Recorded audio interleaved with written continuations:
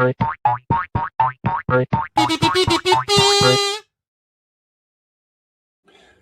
right, it is indeed time for the Fluffle to assemble, and welcome to the Rabbit Nation. Whether you are a paid-for citizen or whether you are just a tourist who is just subscribed wandering around, or whether you are indeed looking across the border wondering whether or not to immigrate to such a wonderful nation as the Rabbit Nation, welcome one and all to the Rabbit Atheist Show. I'm your host, Ed Raby, a former pastor turned atheist, now a compassionate anti-atheist. Welcome to my channel. And today, of course, is an open stream, all of that jazz. So there you go. There you go. There you go. And the question today, has Christopher Hitchens' moral challenge ever been met? I'll get into that more as I open it on a Monday Fireside Chat. But basically, we're going to kind of look at Hitchens issued a moral challenge many years ago. And I'm just wondering if anybody has ever met it, ever come up with a good argument against it, or whatever. And I guess we'll see tonight in the stream. Let's see. We also have a couple of announcements. There, of course, is a goal in chat. So if we meet that goal, I will wear the hat chosen by the poll. There's a new hat in there, the We the People hat, that I've actually had in there for almost a week now. And it still hasn't triggered. So we'll see what happens. Or now it's a wind, yeah. But yes, but there we go. There we go. Let's see. There's also a link to the Discord server in the description. So if you're looking for a community, you're more than welcome to look at that. I also have to announce that tomorrow I will not be streaming. I unfortunately, well, fortunately for me, I have a VIP invitation to a 3-year-old's birthday party that's going to be coinciding at the same time. So instead of having me live, I will be dropping a video that is an introduction to a new series of videos that I'll be working on. So I'll be doing that. I'm not going to say anything more because I want you all to show up at 7 tomorrow and watch the video, which will be very short. It's not going to be very long, but I'm going to be doing a new series that I kind of sort of promised the Fluffle to do. I'm not sure, but we'll see. We'll see. But before we get into the question, just a reminder that I won't be live broadcasting tomorrow at 7, and we'll pick back up again on Wednesday. Let's see who's here. Rimmer is here. Good to see you, Rimmer. Dragon Rider is here. Let's see. Wolf. Good to see you, Wolf. There you go. And then we got Faye is here. Martin is here. Michael is here. All right. I had to live here. You're not happy about it. Hey, Alan, good to see you. All right.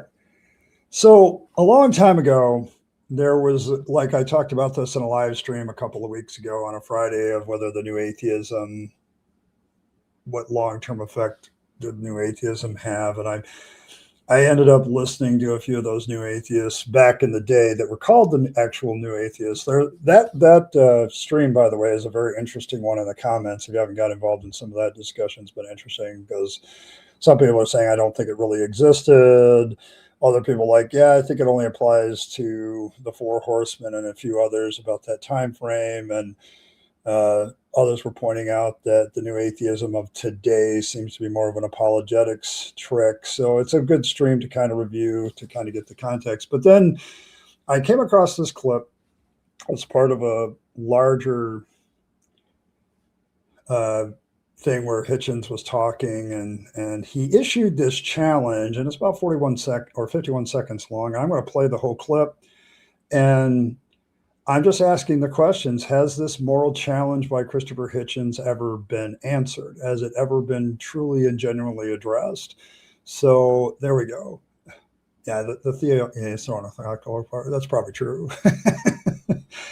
Your grandkids become your VIPs for the most of your life. And this particular grandson was actually born on the 4th of July, so early in the morning. And so so we're having the party on Tuesday tomorrow. So instead, but Yeah, that's why I won't be streaming tomorrow, but you will have a video to look at and comment on. I would appreciate your comments and stuff on that video when it comes out. So, and I'm doing that one a little differently. Normally I release that one to the members first, but I'm going to hold off and just release it to everybody at the same time because it's the introduction of something. So we'll see that. But yeah, he's having a cocktail party. But here we go. Let's play Hitchens here. And I have the question to ask: has this moral challenge ever been met? A challenge which I have now put in print on the Christianity Today website, in Holy Blossom Synagogue in Toronto the night before last, in many other places, and on the air and on the web, and it's this. If it's to be argued that our morality, our ethics can be derived from the supernatural, then name me an action, a moral action, taken by a believer, or a moral statement uttered by one, that could not have been made or uttered by an infidel, an unbeliever. I have tried this everywhere. On a large number of people, I've not yet had even one reply. But if I was to ask you, can you think of a wicked action that could only have been performed by someone who believed they were on an errand from God, there isn't one of you who would take 10 seconds to think of an example. And what does that tell us? I would say it tells us a lot. All right, there's the quote, like, name me a moral action or moral statement that can be made by a believer that cannot also be made by a non-believer. That's the moral question. And the second part of that is, name me an evil action that cannot be justified by a person who believes that he is hearing from God. Now, this, of course, brings up the whole moral question of whether or not God is necessary for morality. That's part of this discussion. But I've perused the internet for the last couple of days. This weekend, it was kind of a private project. I was looking for people. I found a couple people who tried to respond to this in the modern time, but I found their explanations were either incomplete. Most of the theists didn't want to deal with the second part, like how divine command theory causes you to have the ability to, shall I say, just not do anything you want. Like, you can literally justify any evil action if God told you to do it. And then you have the other side where Christopher Hitchens is like, saying, listen, you say that you do all these moral actions, all these moral statements. Can any of those things not also be done by an unbeliever? Name me something that cannot be done by an unbeliever or an infidel that you say is a moral action or a moral statement. And I'm just wondering, and this kind of kicks off a whole discussion on morality and all that stuff, which is a regular topic here on the Rabid Atheist show, but I want to know, has anybody tried to answer this question? Is anybody willing to try to answer this question? So those of you that might be watching this later, if you want to give it a shot in the comments. I'm just very, very interested in whether or not this challenge has ever been adequately met. And I couldn't find where Hitchens backed off of this challenge. I think he did it right up to the end of his life. He issued it several times as well. So I'm just one of worship God. Okay. Well, but is that a moral action? Like, I mean, we could argue whether that's a moral action at all, isn't it? Like, is that a moral action? Like, we're talking about a moral action, like something that does good. So I get that, Alan is like, one is worship God. And yeah, I'm asking the same question. How's that a moral action? I know that that's a response, and I know Alan doesn't. It's just, I have never heard somebody, and does anybody want to try? Anybody who's maybe a non-believer want to give it a shot?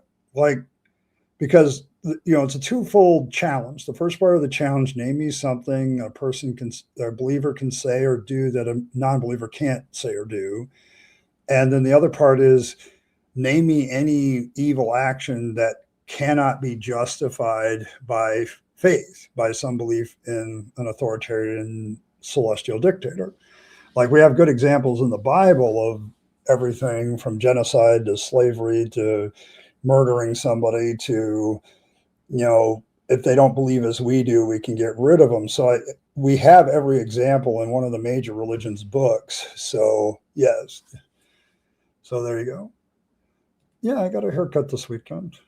So actually, it was Thursday. So, but there she is, the lovely, wonderful, beautiful, smart, intelligent lap in which our Lord naps. I killed Earl, one of the smartest women I know. So there we go. Proper introductions for Ikea.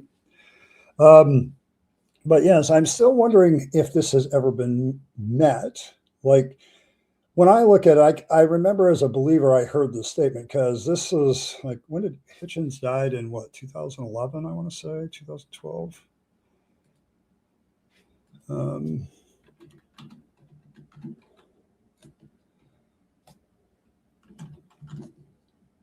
I want to make sure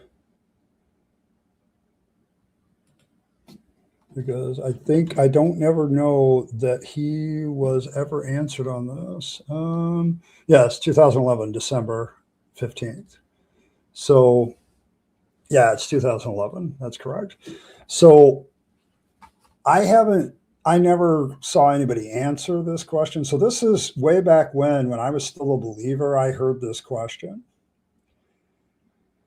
And I wrestled with it mightily.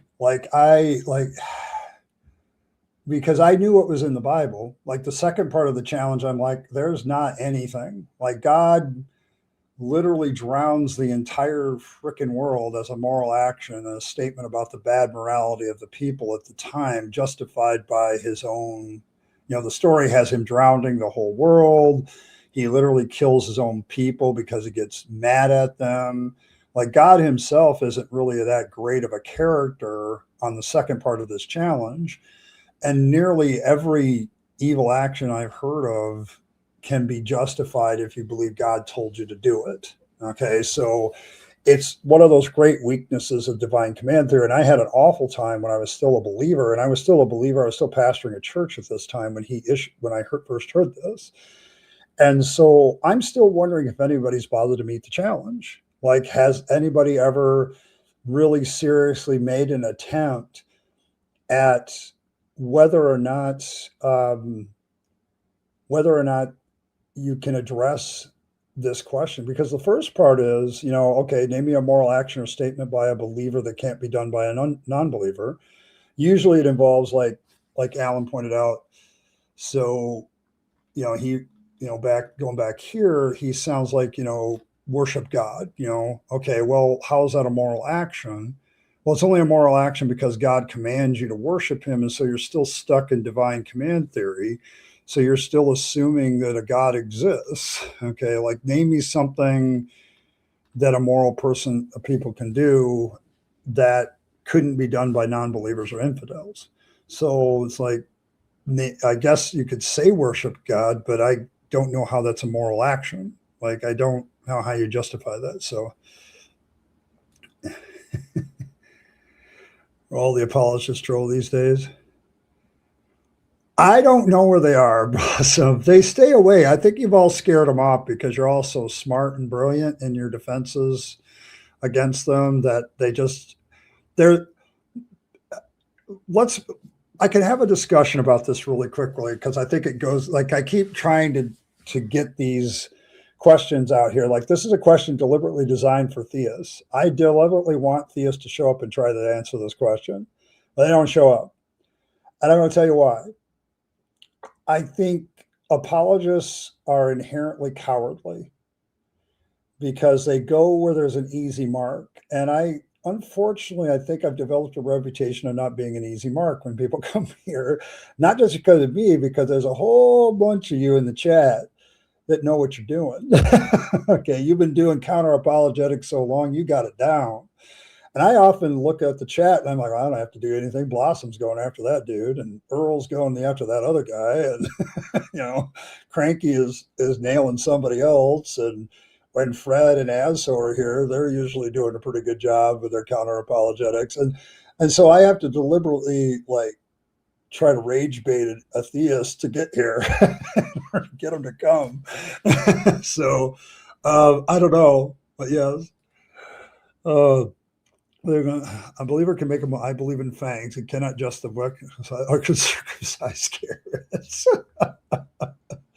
Well, there you go. There you go. Oh my goodness.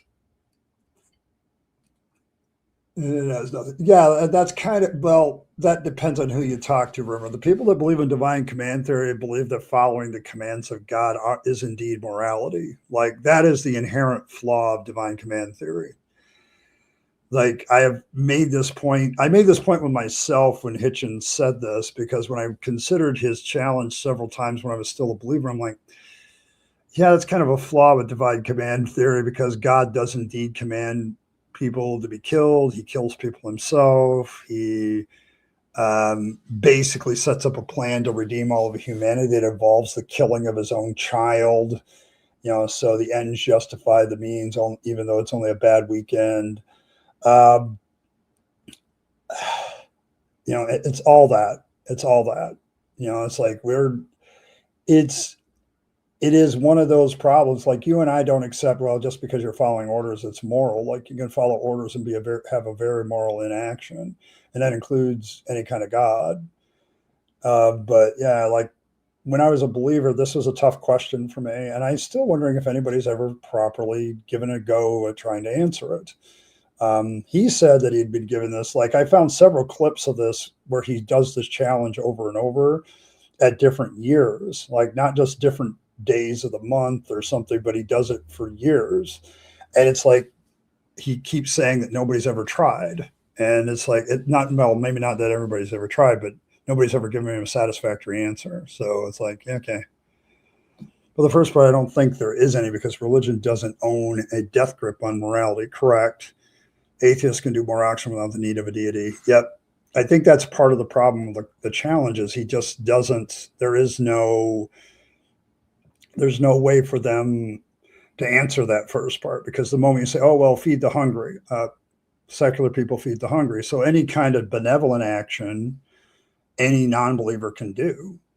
Like, you don't need to be a believer to do benevolence towards your fellow man. So you don't need God to realize that, sexual assault, murder, theft, all those things are detrimental to society, yourself, and others. So you don't need God.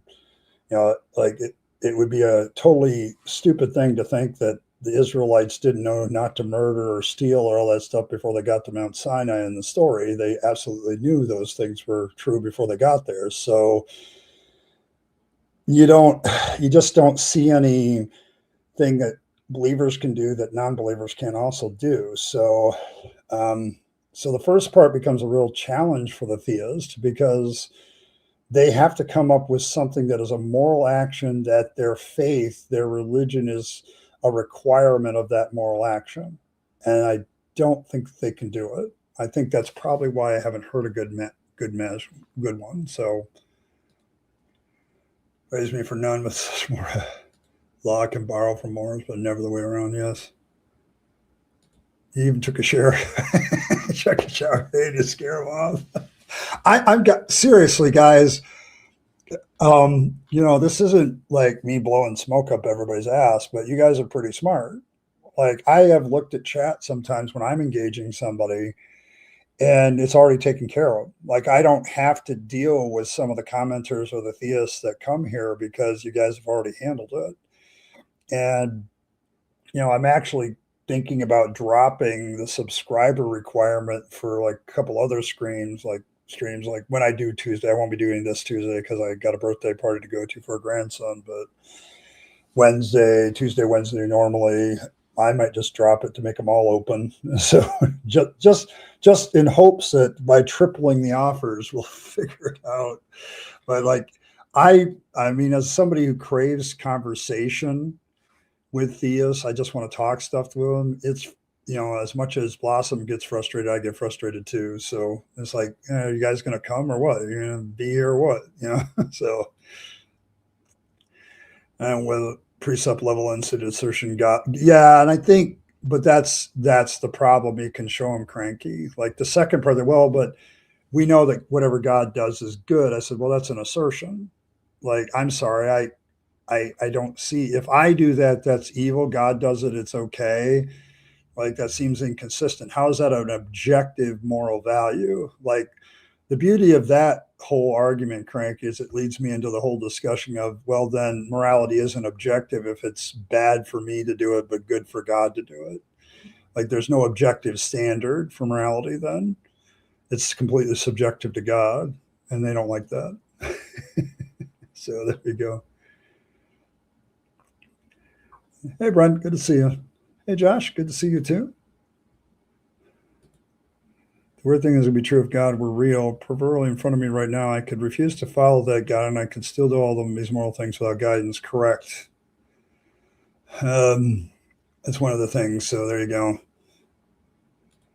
Let's see. For the second part, many people did evil acts as claimed demon possession, or the devil made me do it. But not only that is a way to evade responsibility, but it requires evidence of that. Yes, which they don't have. Like, do you have evidence of devils? Do you have evidence of demon possession? Can you give me, like, it wouldn't work in a court of law. What would happen in a court if you claim demon possession is they'd probably get you a psych eval and decide whether or not to keep you based on a psych eval. But yeah, there's just like there's no way of proving any of those things. Those are unproven assertions. So could a non-theist condemn homosexually wearing a gown and ruby slippers? Probably not. Depends on what they are, I guess. I know people that have tried. I know that's weird, but I'm sure that somebody has tried. The beauty of the atheist community is that it's so diverse now. You can, and the theist community has been diverse for years. So there's always some weirdo trying to do something. So there you go. There's good weirdos and bad weirdos. Some of the bad weirdos trying to target an anti-balance. Got my first thing past editors. Really? All right, good. Got stuff past an editor. That's a good move. Hopefully that helps you move along. Okay, they're just talking about good morals aren't necessary, a religious monopoly. Yeah, like it's the more I study morality, the more I think that it's inherently part of any social species. There's always a moral code with any social species, and humans are very sophisticated in morality, but I don't think we can escape it. I think it's a product of our humanity and having to deal with other human beings. We have to create these moral systems of fairness and survivability and thriving. And, it's a constant work in progress, but religious people don't have a monopoly on this. Like, I always hate that. Oh, you don't have any basis for morality question when you hear it from a theist. And my immediate response is I can think of at least 10 more, well, probably many more moral systems in moral philosophy other than divine command theory. Like there's more than just two. Okay. Like there's a lot. There's all kinds of moral systems from stoicism to, others like, what's good for everybody kind of systems. There's dealing with the issues of where there's some practical moralists that talk about reciprocity and all the other things that are in common with moral codes around the world. But nobody sits there and talks about something that is objectively morally true in any of those systems. So it's constantly, but yeah, there's definitely a lot of moral systems out there, not just one. So is that it gets definitely some bullshitism, ignoring the core assertion that creations are just morally better. Yeah, and I think that's what they want. I'm gonna say it out loud here. I probably indicated it many more times before this. I think the whole idea of I have a more objective morality is kind of that my morality is better than yours bullshit. It's really about thumping your chest and saying how much better you are than everybody. But I'm like, give me an objective moral statement. And usually within 5 minutes, I've shown that it's not objective. So it's like, I really think that they think this is a flex, but I don't think so. I think the problem with like set in stone moral systems like the Bible law, the biblical law and stuff like that is they lack flexibility when change happens, when things, different situations arise. Then what do? Like, it got funny a few years ago. Oh, I think a good example is back in the day when they were debating stem cells for stem cell research. Like, it got funny. Like, what biblical verse do you go for that one? Like, yeah, how do you deal with that one? And it's like the Bible doesn't cover it. The morality of the Bible doesn't cover it because it's outdated. And then when we find things are better later on doing different moral systems, it's like, oh, I've got to readjust the biblical morality. Like the whole slavery question is. Then I was like, oh, the Christians were some of the first abolitionists. Yeah, what took them so long? Like it's number one, that's not true. And number two, they're doing it in defiance of the very Bible they say to revere so much, and they know that. So it's just it's one-upsmanship. I think you might be right there, Cranky. Like, I have objective morality through my God. Do you really? Do you? Are you sure about that? Well, yeah, I don't think you can either. So, objective overruled. Thanks, Josh. Yes, there we go. Objective overruled. If the excuse doesn't avoid getting grounded by mom, then it's no good. The rules out. The devil made you do it for sure. Yes. Yeah, mom's got to ground you. There you go. There you go. If your mom doesn't ground you for it, it's not a good excuse. Being Catholic and okay, I get what you were saying. Yeah, I mean, the Catholic Church is in the news. I mean, like, it's not like they're not. Let's see. Oh my gosh, and the whole excommunication thing I was talking about Friday or Thursday was kind of funny. But yes, they're continuing. Like, the Pope just went on a vacation. He flexed his muscles and excommunicated a bunch of people and went on vacation. That'll teach them. So there you go. Oh, I do know evil get caught, then claim demons for brainwashing Demon Queen from, oh, yes, and Hero. Atheists don't have an excuse for terrible deeds. Yes, we don't. We don't. Like, if an atheist does an evil action, he can't blame anybody but himself, really. He might be able to say society made him do it, or his life situation kind of presupposed him to do it. You could probably have those arguments, but you can't sit there and say an outside entity necessarily made you do it, like people that are there. So there you go. People like JD Vance condemn and say men should be wearing men's clothes while wearing more eyeliner than Ron Paul. Calling gays sarcastically. Yes, I saw that.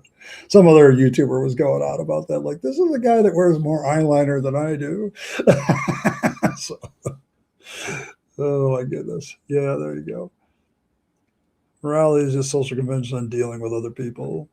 They don't kill or steal and tend to be more stable. I would call them objectively useful morals. Yeah, like, there's objective rules that we tend to follow that seem to be helpful.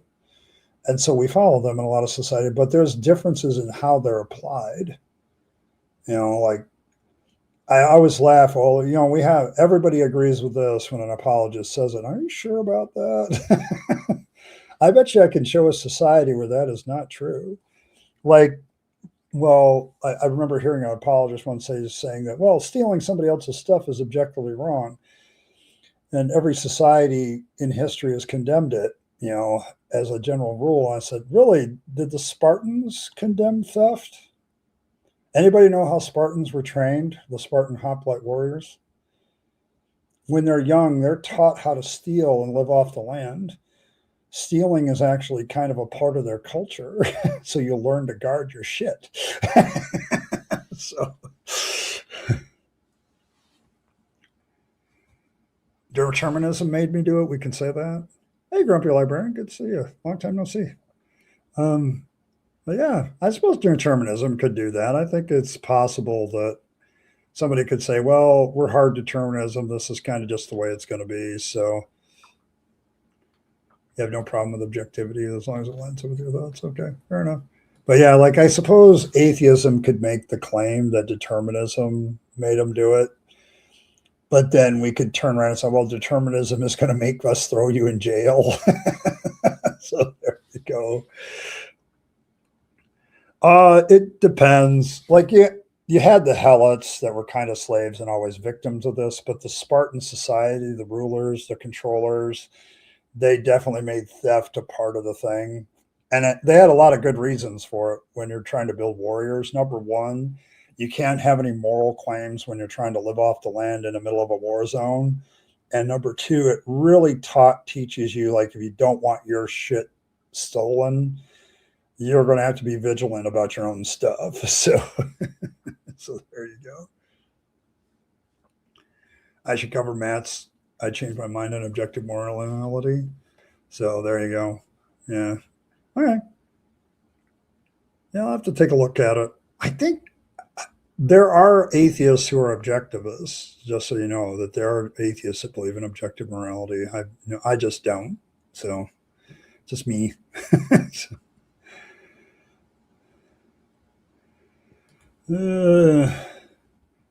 kind of influence and overturn a red game, allowing him to play tonight. Builds.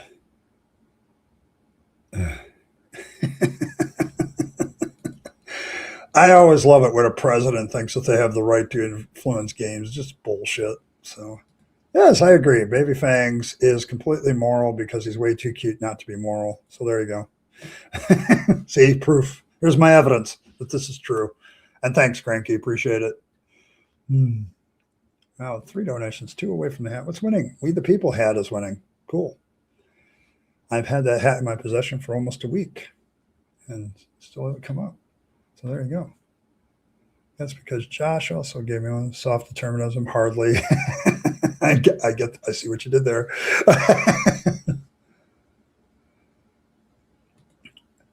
I would push back on that. If you don't think there's an obligation to go follow morals, go outside and violate the law in front of a cop and see what happens. But I'm sorry, if you see, divine command theory has a big problem. It means you're not really all that moral. You're just afraid of the consequences. Okay, but anybody can do it. Once again, Hitchens' challenge remains. Name me a moral action or statement that is done by a believer that can't be done by an unbeliever. And name me something, any level of wickedness that can't be justified because God told you to do it. So, like, the challenge remains. So, it's determined as why, because you do believe in objective. That's fine. I've heard the arguments. I don't think subjective morality is a detriment. I think having it be subjective when it's about interrelationships between people and things like that actually makes it superior to objective morality. So yeah, well, you got me going on that, Ember. I said, you are literally inspiration for the hat thing I do. I don't know if you knew that, but you were the inspiration for that. I saw you wearing different hats on one of your streams, and I said, you know what? What if I agreed to wear a hat? Because I never wear hats like in real life. What if I did that as a motivation to get some super chats? And sure enough, it works. Okay. Yeah, I'll take a look at it, Earl, after the stream's over. But yeah, I'll take a look at it. Maybe I'll do a reaction to it. Maybe I haven't programmed the rest of the week, so there. yes, there you go. You take your bows. But yeah, I'll take a look at it, Earl. I'll probably listen to it tonight when I'm at work. I always need something to do when I'm at work, listening to stuff. So, but yeah, I'll take a look. I'll take a look at objective morality and give it another shot. There are some very famous atheist objectivists. So, but it's always a laughable thing when I hear like theists say, you can't have like rules or things like, there's no motivation outside of it unless you have some God watching you. So, yeah, there is a band Men Without Hats. So, rest of corruption thanks to the USA. It almost makes you feel like there's a connection. Probably about all there is. Well, no, the Nora's rich, can't play football. says the Swede. A fantasy. No, I don't think so. I don't know of too many people that say morality is a fantasy. I don't even, theists don't say that. Atheists don't say that. There are a few moral nihilists, I suppose, but they're in a very large minority. Um, I don't think the strongest survive is less. I think the most fit survive would be a better place. But if you're going to be the most fit and have them to be in the best ability to survive, you should follow the morality of your society because it often lubricates success. So there you go. So put okay, put on the hats there. All right, we the people won 50%. So this is a new one. I actually bought this for Pride Month, but it didn't arrive till very, very late. And it was like the 30th after I'd streamed. I went out to the mailbox. So there you go. But I bought this one for that. I'm going to have to adjust it because it's way too tight. My head's gotten bigger since I started YouTubing. There we go. Maybe one more. It has to be a little bit more comfortable.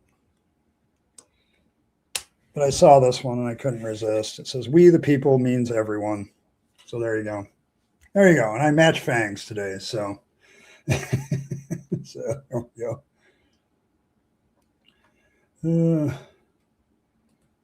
Don't disagree with allegedly. I might quibble with some definition terms. I know that where my morality is grounded, whether it's objective isn't a concern of mine. Yeah, I don't know that morality is, for me, the moral question is always, well, you have to live with human beings and you have to figure out how to treat each other and work together and do all that stuff. So I think it's a very interesting dynamic when we come and talk about morals in that sense. Like morals are practical. They're necessary for any social species, I think. In that case, I guess you could call them objective in that sense that they're necessary for a social species to even exist. But yes, so there you go. Yeah. There you go. Excellent. Okay, there we go. Oh, I think some morals can be considered from a utilitarian standpoint. Generally useful morals are commonly adopted by different societies. Yeah, and that's kind of the way I look at morality as a general rule. We can create, like, I think a good case from a subjective ethics point of view is that you can make objective rules based on all of our subjective goals. Like a society has a subjective goal, so what rules would help it achieve those goals? Like we don't want people killing each other because that doesn't help the society get where it needs to go. We don't want, maybe we say, you know what, the government interference in people's private lives actually is a detriment to the society because it creates everybody being fearful of each other, and that's not a positive. So you can do that as well. So there you go. So it's like some of our social constructs. Yeah, and that's probably my best argument that it's kind of subjective because they are social constructs, and social constructs change depending on the situation, and that's not a bad thing. I think we figure stuff out and we change our social mores as well as changing other things. So yeah. Oh, I agree. But there you go. It's fine. Like I was just like I got close a couple times getting this hat out. Like it got delayed in transit, which pissed me off because I wanted it for Pride Month. But and then I decided to do it at 4th of July weekend, but 4th of July weekend was kind of weird. If any of you were around during the streams at that time and I poked around, there was a lot less streaming. I think a lot of people were celebrating here in the United States Independence Weekend. And so, so there you go. And so it was kind of, anybody who was doing any streaming from like Friday through Sunday was probably would get what I'm saying. It was just kind of weird. Everything was kind of kerfluffled. We'll put it that way. It was kerfluffled. So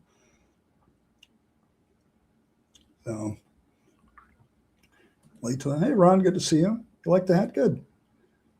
Yeah, I could do better Disability Pride Month too. So there you go. That's this month. But yeah, like it's now you got people facing two issues.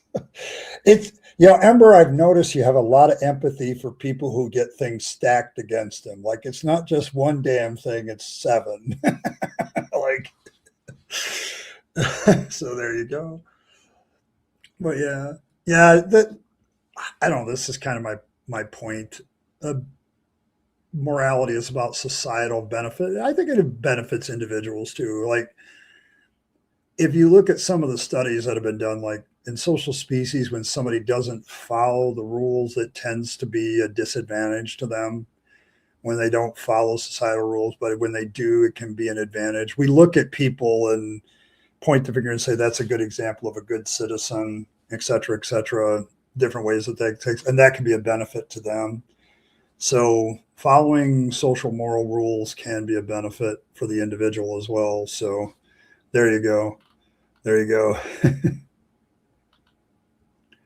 I'm sorry. I no. I think if you're going to say that they're illusionary, you're going to have to prove they're illusionary to me. I mean, it's not a fantasization nor is it illusionary. Like these have practical things. So there you go. Story of life. It's true. That's kind of true, Earl. That's kind of true for you too. Yeah. It's not one thing. It's 12. It's just. Uh,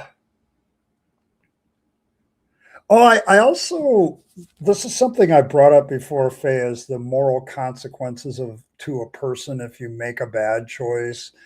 Like I know for me personally, when I have made morally questionable choices, I have been in a lot of anxiety and later depression about those choices. People ask me why I go to therapy still. Um, there's a lot to untangle when you spent 20 years as a minister giving really poor advice to people and you know what the consequences were for them. Like, and you have a lot of guilt about that. Like, guilt can indeed be a consequence. It's not something that's necessarily a negative. You can get too overboard and don't do anything about it. If you get so guilty you don't act on it, it's a problem.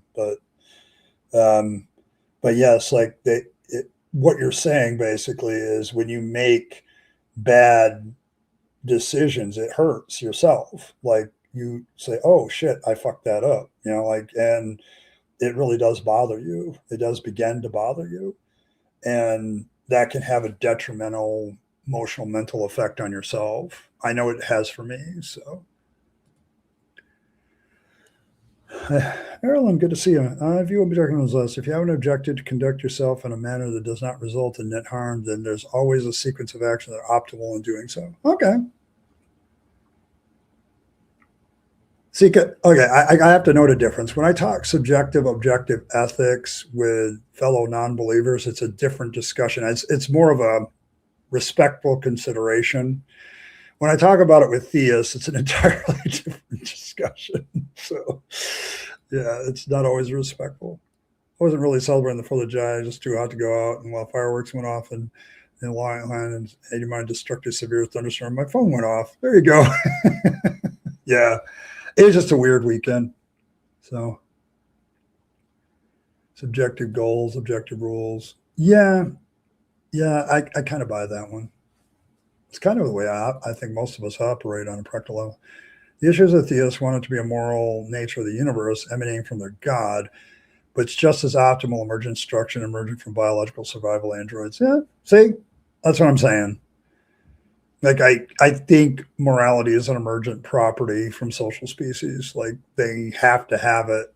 They've figured out if we work together, we have a better chance of surviving, thriving, living longer, et cetera, et cetera. Some of us humans have learned this and some of us haven't. Um, but we all do.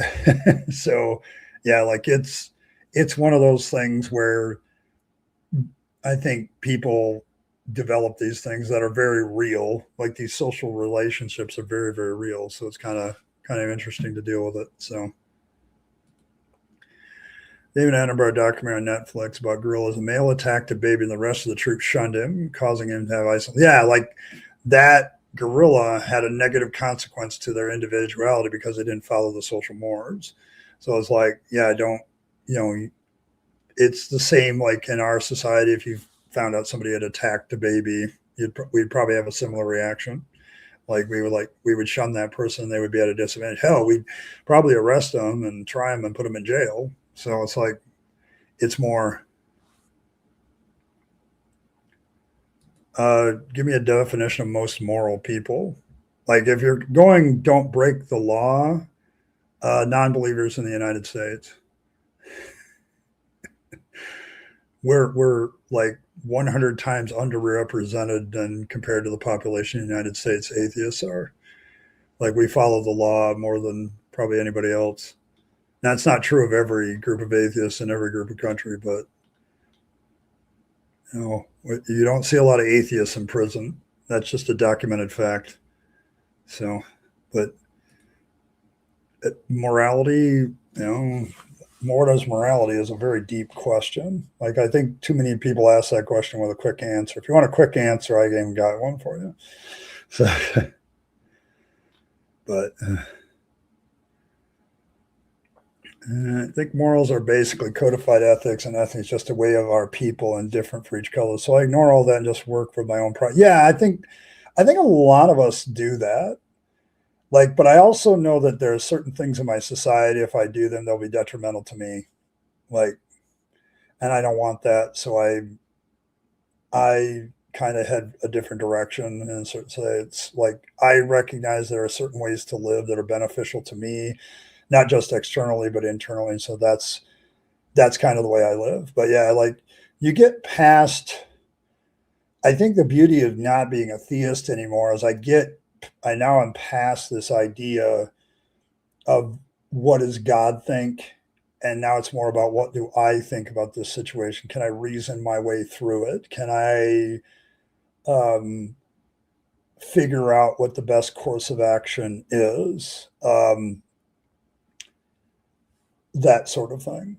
I think you can have ethical systems that you follow, and you start to these are things that you value, so you try to figure out ways to follow them better. So yeah, I can see that. So possible the action and ascension are always their decisions subjective. Yeah, I mean, if I go hardcore definition of subjective and objective from a moral philosophy point of view, you're correct. I do think though that some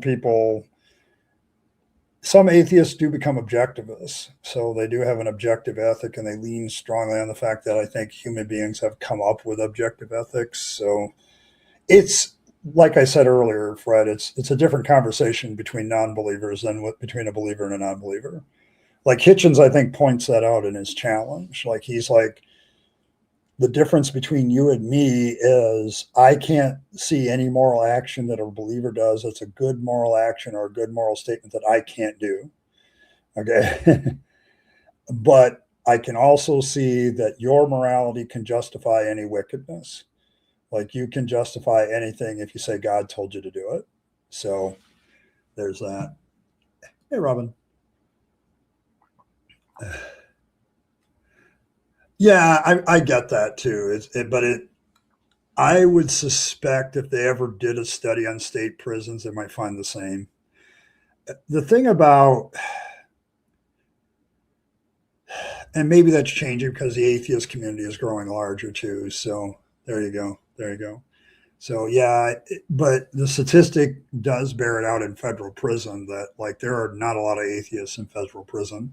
There might be a lot of other reasons to that, because there's definitely encouragement to join a religious organization in order to get parole easier, because parole boards for some reason take that into account. So that's a possibility too. All right, I'm going to take a quick break for a couple minutes. I'm going to let you watch this wonderful video by IKE. I will then take my break. And when I get back, we can continue the discussion. Maybe even go into some news. The Catholic Church is still in the news, so maybe we'll talk a little bit about that too. So here we go.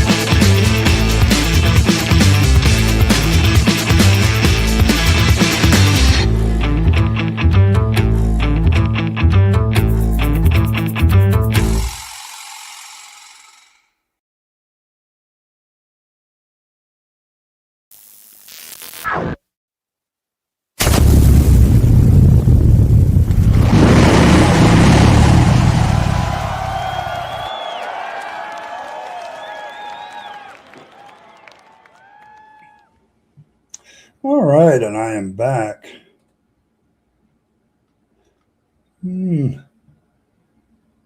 Uh, hmm, that's where my poli-sci degree. Yes, like a lot of prisons are now privately run, but parole boards and legal systems to get out or get on parole are still run by the state.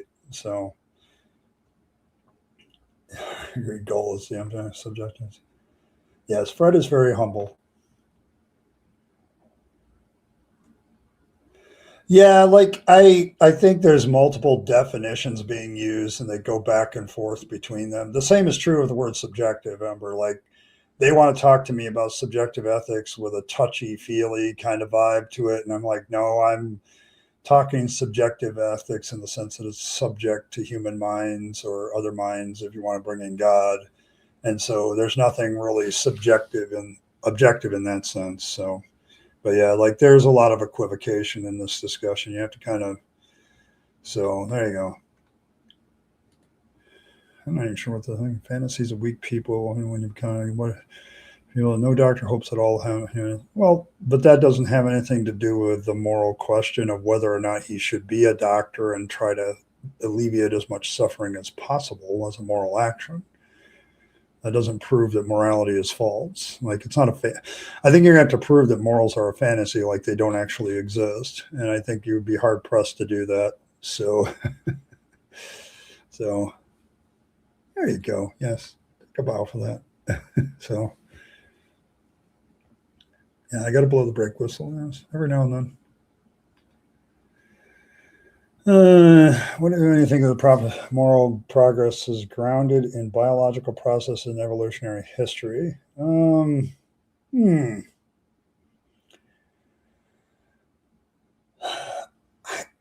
You would have to say, I mean, I'm no expert on any of that. uh, I, and to give me my expertise, it's looking at the Bible as literature and political literature and that sort of thing, and a little bit of understanding how the government works. Um, oh, there might be a good argument. Like I started a book called oh shit, it's on my shelf. Moral Origins, where the guy talks about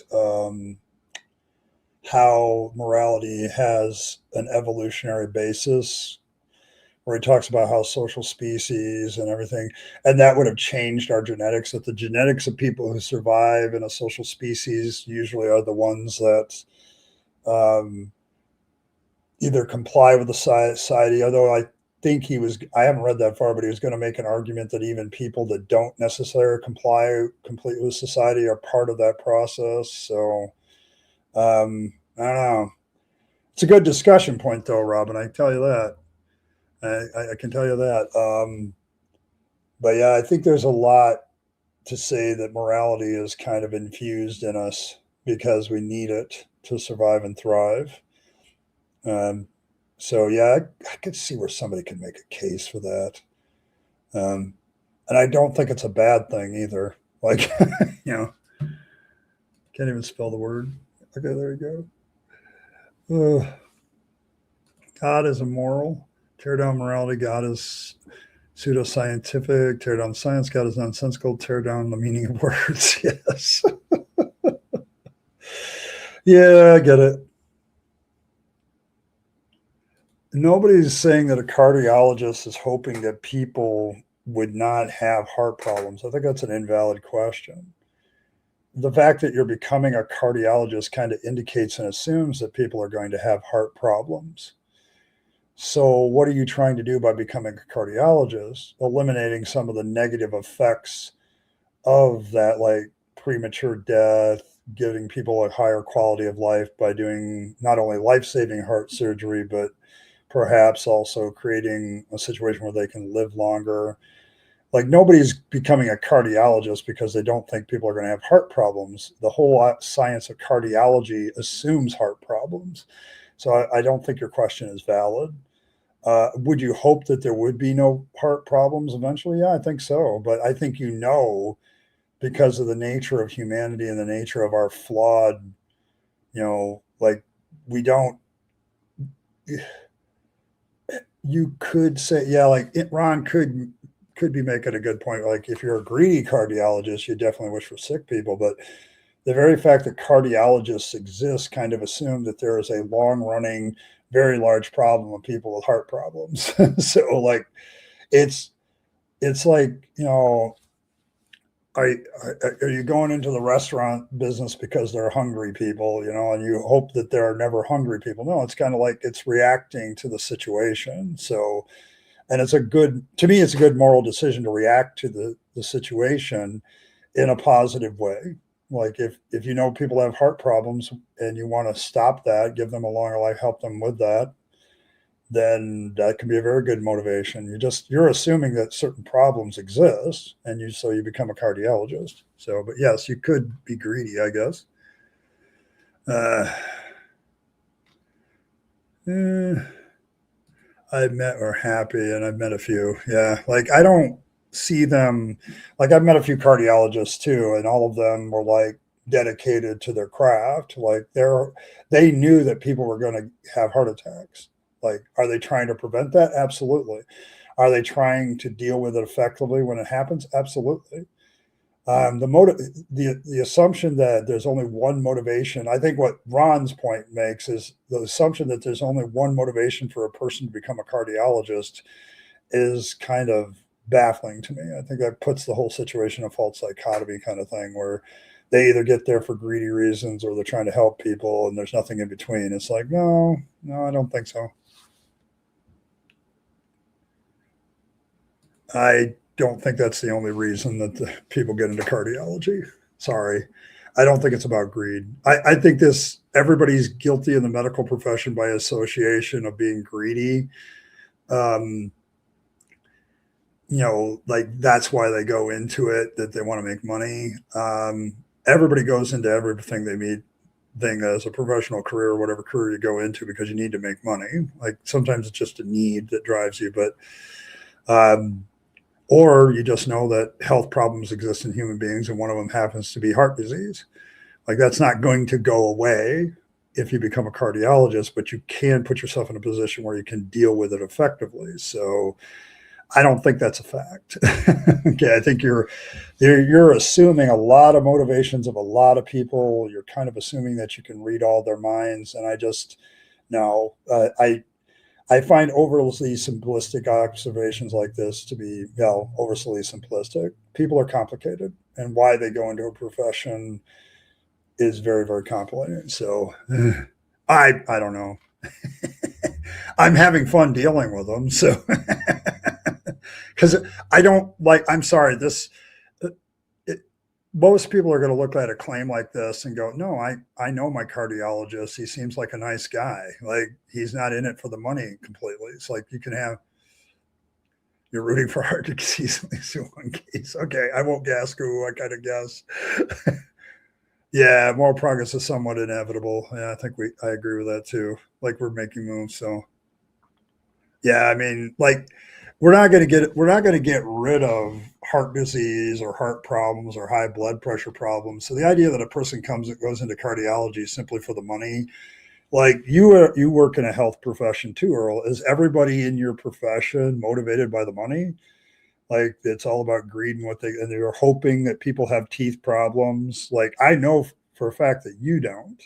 Like you kind of educate people on how to take better care of their teeth so they don't have long-term problems, which maybe isn't in the dentist's interest, but it sure as hell is in your interest. That your healthy teeth are is in your interest, really.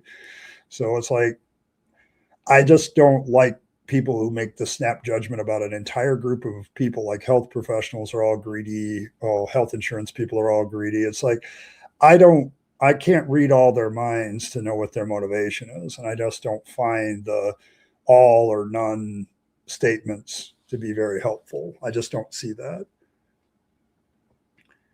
Uh, so human nature is more than just ego. I think if the pay was low, but they felt that they were doing humanity good in preventing heart disease in a lot of people, Yeah, they would be motivated by that. I mean, you have a really negative view of humanity. Like everybody's motivated by their darkest side, and I don't buy that for a second. That's a very theist like way of thinking about it. Everybody's a sinner, everybody's evil. And it's like, no, I think that's demonstrably untrue. Like, I try to get people to think about this because they always talk, oh, the crime rate is rising. Yes. And only 1% of us commit crimes. It's like the rest of us. Uh, yeah. Like that's what I'm saying. Yeah. I don't think everybody is motivated this way when it comes to the health professionals. So it's like you can be. I'm sorry. I've met a lot of people in the health profession. When I was going to school at Ferris, I would meet with different candidates who were trying to get. Ferris is famous for its optometry, its pharmacy, and it has a pretty good nursing program. And you talk to those kids getting involved in those programs.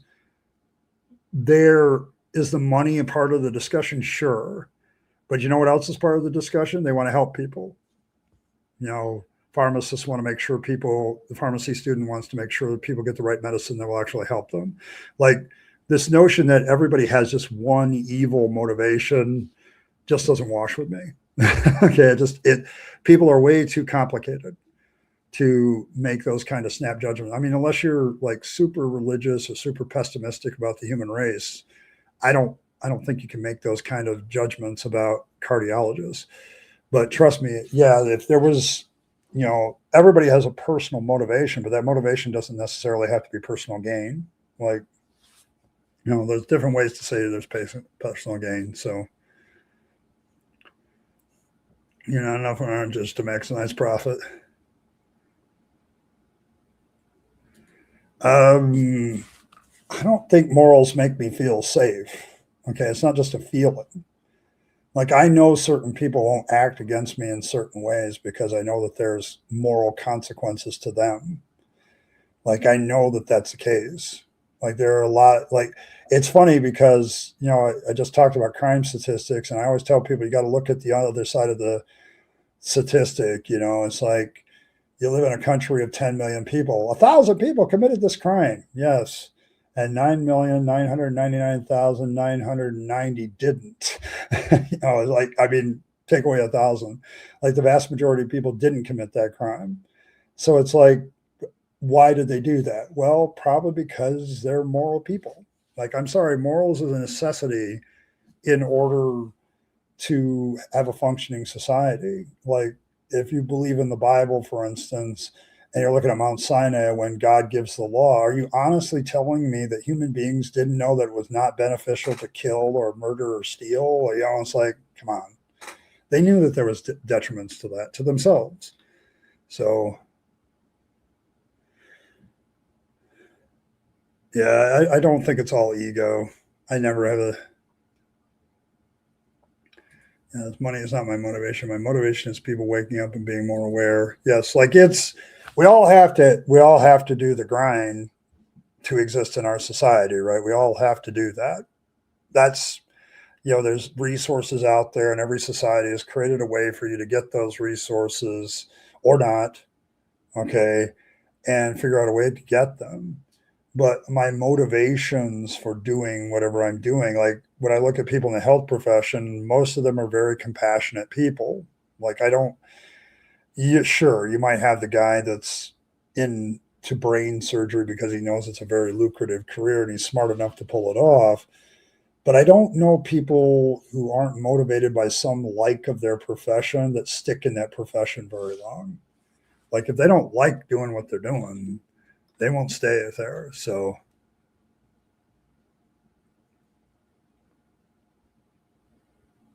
that's simply not true.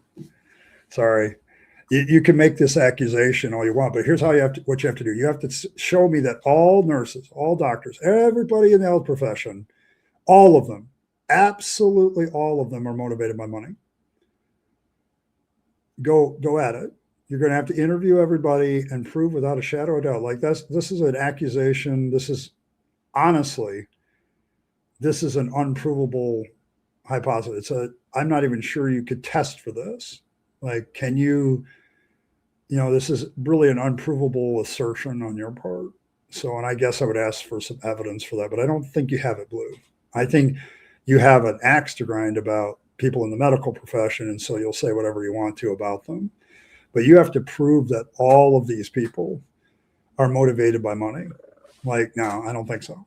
So I don't think profit is my motivation either. I'm certainly not making a lot of money as the rabid atheist, but I still like doing it because it's fun. I would probably still do it. Yeah, there you go. Thanks, Bren. Appreciate it. Well, this is another question, Cranky. How do we identify? Oh, by the way, hi, Professor Hizzle. Good to see you. How do we identify bots? Because I'm of a theory that a bot has a consistent pattern that I can recognize. And the thing about Blue here is no matter what you say to him, he doesn't really respond to what you're saying. He just makes another baseless assertion about the healthcare profession. And he never gets off that shtick. Like, to me, that's bot behavior. I think you might be right. The other one we had was Knight of Kadash. Now, either Knight of Kadash is using a bot, which is why if you guys see him, just block him, time him out. I'm not going to ban him, but maybe I will. Maybe I'll get sick of it. But he has a consistency. He accuses atheists of certain behavior. When you question him on that and ask for proof of it, he immediately avoids whatever question you ask and goes right back to the attack on atheists. He never gets off of that. It's a constant, continual loop of him. Now, he's either using a bot to help him, a chat bot of some sort, or he is one. Now, which is it? So I'm looking for, does that seem to be the pattern with bots, Cranky? Like, a lot of you get around the YouTube space a lot more in different places than I do. So to me, that seems like bot behavior. Like when they won't get off their shtick and won't actually address your question. Like, it's kind of why I'm ready to implement a rule. If you don't answer my question, I'm going to keep going back to the question. Okay, until that. So, yeah. Oh, okay. Thank you. Yeah, like, I think I'm going to put Knight on the list. Kill Earl, my friend. I think Knight's on the list. So, but yeah, like he's come around to other streams. I know he's been on Ember's stream, a few others. He's harassing somebody else I saw the other day. I think he came on Saturday Night at the Atheist once, and it's the same thing. Atheists are this. Much bullshit. Prove that atheists are this. Well, I don't have to prove that. You got to prove that, you're not bullshit. Like, it was a presuppositional loop that kept coming around, back and around, back around, back around. Oh, is he on JLs too? Okay, yeah, I was over at JL yesterday. They called me a celebrity, Earl. Am I a celebrity to JL? Am I a celebrity atheist at this point? Do I have celebrity cred at this point? I just don't feel like one. So, but yeah, like Knight of Kadash does that. He does that loop. Like he accuses atheists of something. You ask him a direct question, he refuses to answer. It goes right back to the atheist attack. Like I feel like he's either a bot or he uses one. So I don't know. But I feel like sometimes Blue here has been that side. But Blue Phoenix seems to he seems to want to stay on morality is a fantasy and keep saying that over and over and again. And it's like, you haven't proven morality is a fantasy. And I've given you all kinds of evidence that it's not. Like, it seems to have a practical real world battle. So, okay. But yeah. Is either a bot or an excuse to do this as conversation. Okay. That's kind of what I'm thinking. See, and as you all know, I like good conversations, but I haven't been able to have one lately. Oh, we need more citizens for me to be. Okay, fair enough. Well, they cited my work with Paulogia and how a lot of people know me, even if they don't subscribe to the channel, they know who I am. So I guess that's because Paul has featured me in some of the starts of his videos. So there you go. But yes, I kind of saw this coming when you said it. So thank you, Cranky. Appreciate it. Oh, looks like Robin and Ryan. Okay, who we got here? Who got the memberships? All right, Godless Granny. got a membership. She'll appreciate that. Cyber Free, Lake of Fire, Indecision, Angelfish, Scuzzbopper. I haven't seen Scuzzbopper in a while, but got a membership. Noise Ending. There you go. Look at that. Robin Webster, too. Good on all of you. There's a lot of good hits there, Cranky. So there you go. Yeah, there you go. The elder gods have spoken. Yes. Oh, thank you very much, Cranky. I appreciate it. Yes, we need more citizens by drafting. That's the kindest way I could put it. Oh my goodness. But yes, but thank you very much, Cranky. I appreciate it. But yes, like I don't know. I have this discussion about bots every once in a while because I watch a lot of channels. Like a lot of you know me on the weekend. I'm like bebopping around listening to channels while I'm doing other shit. And I see some of the same theist quote unquote people pop in the chat and they have the same pattern no matter where they go. And it's like, yeah, like, I don't know if I want to deal with such a person that doesn't want to actually have a conversation, or if they're a bot, I don't really want to talk to bots. So there you go. There you go. So yeah, that's true. Celebrities and being respected is not always the same thing. That's probably true, Ryan. So Monday dodge, best dodge.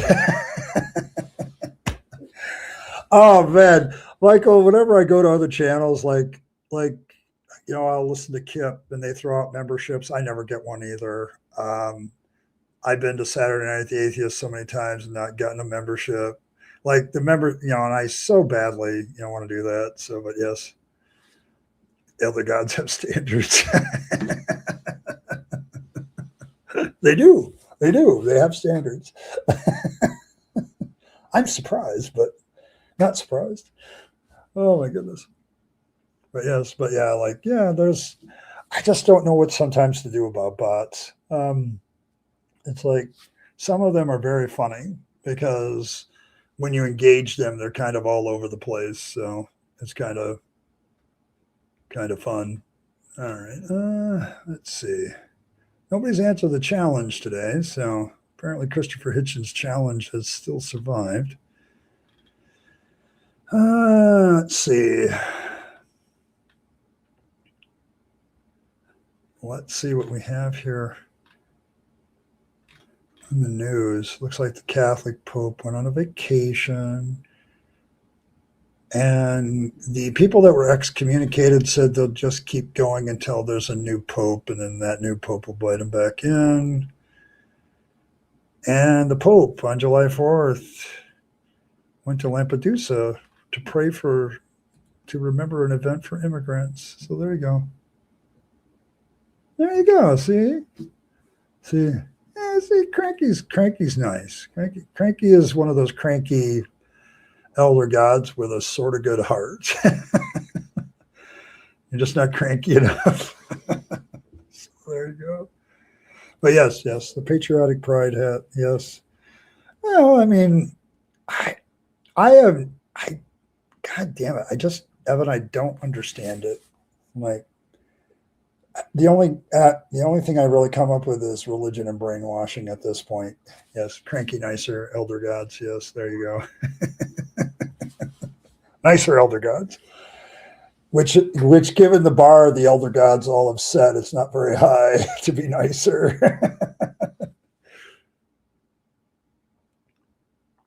Yeah, they blew off the papacy. They've been blowing off the papacy for decades, and they responded by blowing off the papacy again. Yes. They've been giving the papacy, the middle finger for decades, and when the Pope excommunicates them, they just give them another middle finger. I think he has several good hearts. He keeps them in a closet. Yeah, I know. That is blowing off the papacy, but yes. I don't think they would mind, would they, Evan? Like, I don't have my resident Catholics here tonight. Like, I usually have a couple of Catholics floating around, but they're not here tonight. But I was over at JL's place yesterday, and they were debating this guy who was like trying to separate Catholic tradition from the Bible. And I was like, you do realize that the Catholic tradition, part of the Catholic tradition is the Bible, right? and they were dealing with, how do you know this? How do you know that's true? And I absolutely think that that's a valid way to go at that. But I was like, there's another thing that could be said here, that, the Bible is part of Catholic tradition. So blowing off, you're saying Catholic tradition is great, but you're blowing off part of Catholic tradition. Great. Because the refugee crisis happening there is also kind of like a screw you to Trump. Well, okay. So I find the Pope interesting. Does anybody else find this particular Pope interesting? I've lived through a lot of popes. Okay, I'm trying to, I need a list of popes just to remember all the ones I've lived through. List of popes. 267 people have held this title. Jesus. Holy shit. That's a lot of people. Let's see. The latest, of course. Let's see. We got our guy.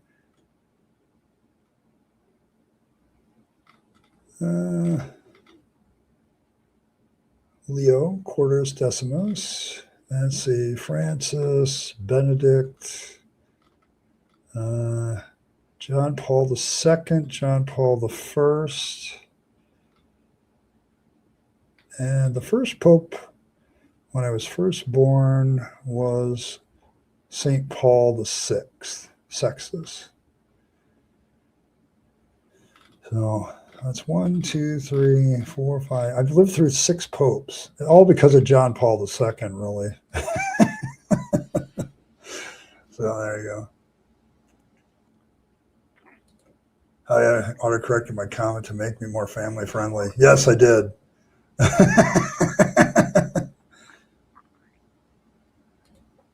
Yes. I was born twice. I did the whole being born again thing that Jesus talks about. It's a worse experience the second time, just so you know, for all involved.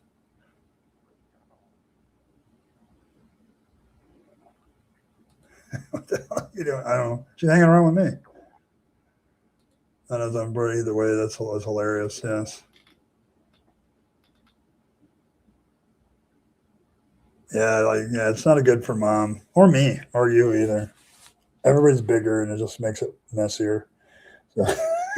So, I remember back in the day, there was these people that were doing rebirthing therapy. I thought that was interesting, where you simulate being born again, literally. So there you go. Painful for everybody involved. But yeah, like he's visiting places. The Catholic Church is interesting. Let's see, there's nothing in regular religion about the news other than the Catholic Church dominates the news right now. Other than, let's see, the Danish government wants to ban Islamic call to prayer. At least that's what it says on the title, which we all know how titles. Right to public worship. It's all a noise issue. So the Danish have noise ordinances in the call to prayer, and the only ones that's reporting this is right-wing sources, so questionable. No. The news is kind of, atheism hardly gets in the news. I'm just going to say it.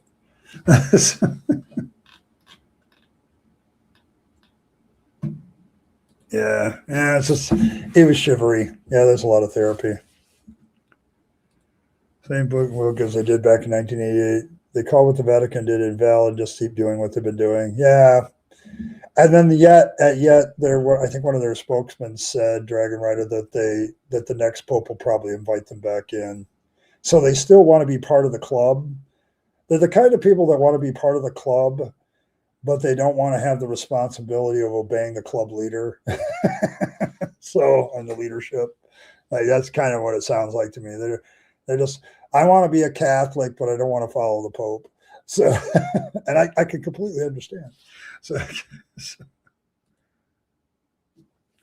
Could be that they want to ban tartile. Yes, the noise issue. Arabic doesn't carry meaning vowels, so there's the extra annoying sing that call people to prayer even over loudspeakers. So yes. So the Danish people want to ban it because it's too loud. And it's running smack dab into their religious freedom laws. So that ought to be an interesting fight to watch. Can we also ban church bells that are in fact loudspeakers? Yes, we have some of those here in town. There's 2 churches that use those. I'm like, is that real bells? Nope. So when you built this brand new church that cost you like $1 million, over here on this corner of this new property that you guys, and you put in the bells, you didn't even bother to put in real bells, you put in speakers. You got to be kidding me. So, so if you're going to do it right. Damn it. If you're going to do this religious bell thing, do it right. God damn it. Like, that's just stupid. It pisses me off. See, the church by my partner lashes, I'm really pretty, but even they're clearly pre-recorded, all or most of them. Yeah, like, see, that's the thing, though. Like, I had a real bell in my church. Like, I have my last church, we had a real bell, and we'd ring that sucker right before service, and let everybody know that we were starting service. And yeah.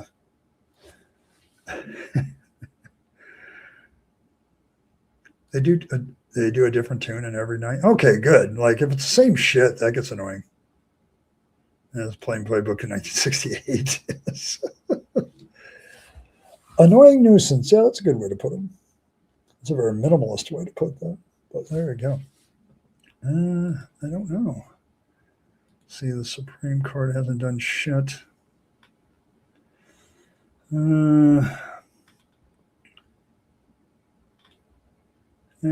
Supreme Court should be risen. I did hear an off story about the Democrats' plan for the Supreme Court, which has included term limits and a few other things when they get in power. So that was kind of a plan, but I'm not sure how valid that plan is. Yeah, I know but you got to understand, Cranky, this is like the Lutheran church and had a massive amount of money spent on this new building with a bell tower. And they certainly could have created a load bearing bell tower and they could have put real bells in it, but they didn't do that. So they were cheap in the wrong kind of way. Consciously protected atheist rock concerts at night. I could buy that. I really can. I really can.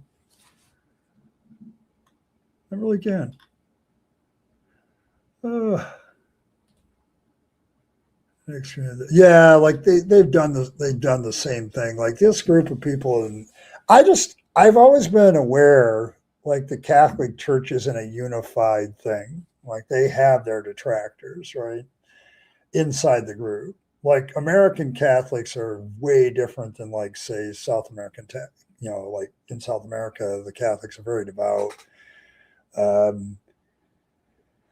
Their attitudes are completely different.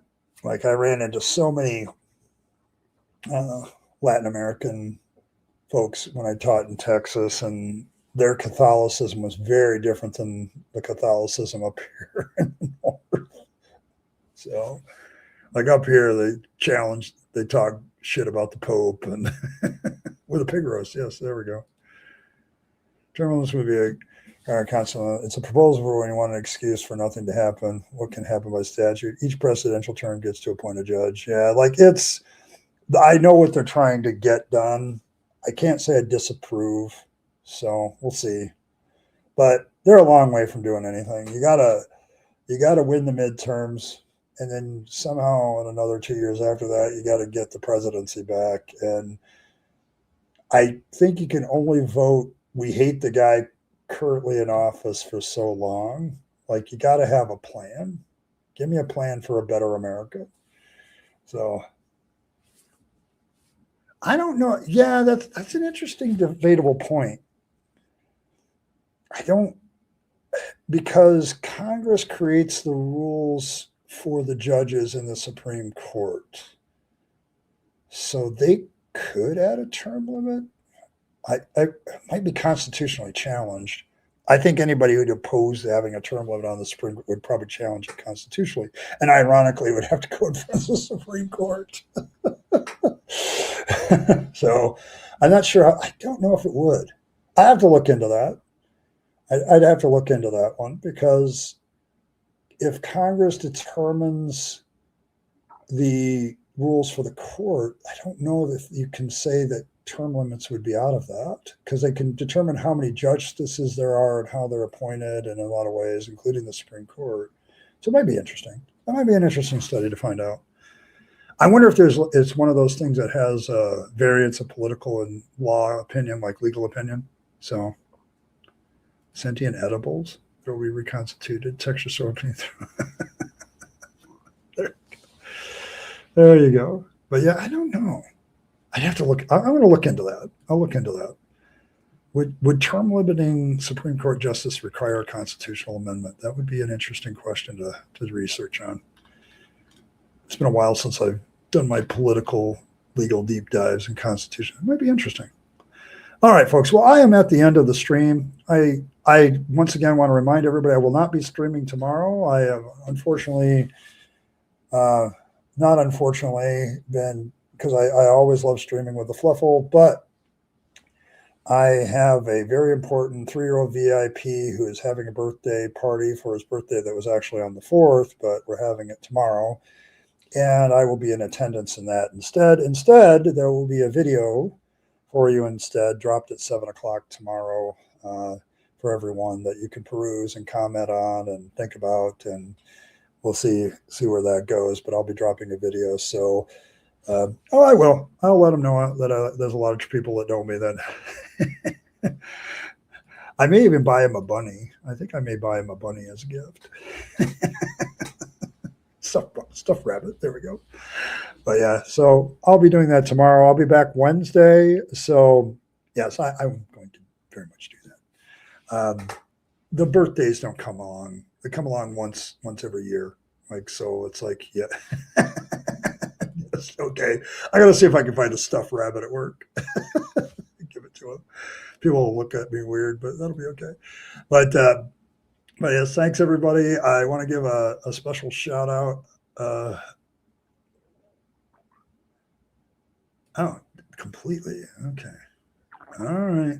Gotcha. I'll have to look into that, because I think there is some things I could do. All right. But I want to give a shout out to Josh, to Cranky, to Josh again, and Wolf. And of course, the Cranky Elder Gods, who the 5 of those got me to wear the hat, and 10 of you are now citizens, whether you wanted to be citizens or not. Thanks to Cranky. Thank you guys. Appreciate it. Appreciate it. If you lived in the mess. Yeah, child stuffed rabbit from your own. Okay. That's the goal. Maybe next year. Next year, definitely. All right. Thank you for all those. Just once again, I won't be streaming again tomorrow. I'm taking the day off to go visit, to do my grandson's birthday party. So I'll be doing that. I'll be back Wednesday with another Weird Wednesday. And then we will do that. And then the rest of the week, there is a video coming out tomorrow at 7. There is, of course, the Discord link and all that. So I think that's it. So may Fangs nibble on all of your hearts. May he purify your vegetables with his sharp, pointy teeth and cure you from all vibes and lies of the apologist. May he do all of those things. May he draw you closer with those same pointy teeth.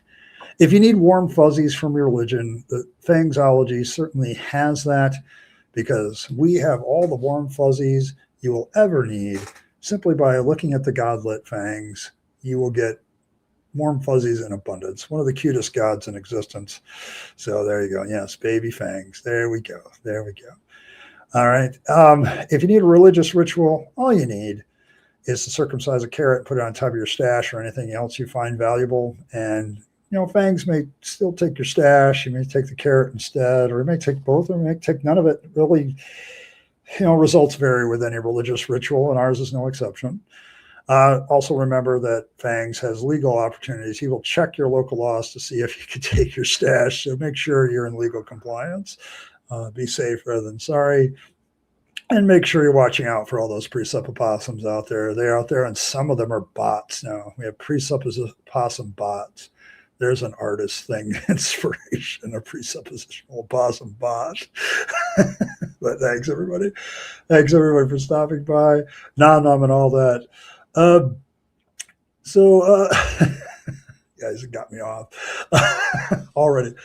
Remember, you only live one life, so make sure you make the best of it. Make sure you take your time, your money, your opportunities, give them to yourself, the people you love and care for, to make this a better world. You'll be happier if you do, and don't waste them on the trappings of religion and faith, because that's a dead end. I speak from experience. And as always, folks, thanks for stopping by, and I'll see you all Wednesday in a couple days for that live stream at 7 o'clock p.m. Eastern, USA.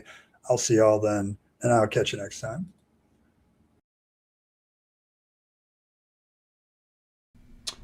Hey, thanks for sticking around to the end to find out how you can support the channel better. Of course, there's always the normal notions of just hitting that like button, subscribe to the channel, hit your notification bell, and share the video with your friends and family that you think would be interested. That's always very appreciated. If you want to support the channel in a more tangible way, there's several options. You can super chat or super thanks in the comments or during a stream. Those are always very welcome, but you also can become a member of the channel. Members have certain perks like getting the videos early, things like that. They also have some good custom emojis during chat. So all of these things are good benefits to members, but they also support this channel and its work to continue to normalize atheism and deconversion, for which I'm very appreciative. It keeps me going, and it keeps me as a content creator being able to do more and more as a content creator. So if you choose those methods of support, thank you very much. And I appreciate you once again for staying to the end and listening to other ways that you can support the channel. Appreciate it. Thanks, and I'll catch you next time.